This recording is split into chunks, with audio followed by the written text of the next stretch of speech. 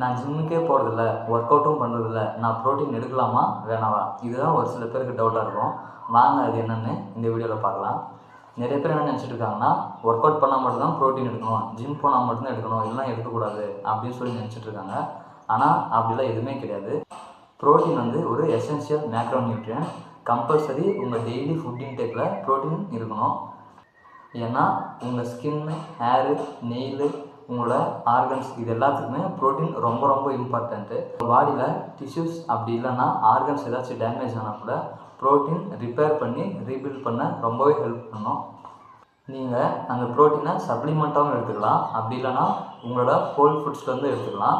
உங்களோட ஹோல் ஃபுட்ஸ்லேருந்து உங்களோட ப்ரோட்டீன்களை அச்சீவ் பண்ண முடியல அப்படின்னா நீங்கள் சப்ளிமெண்ட்டை ஒரு சாய்ஸாக வச்சுக்கலாம்.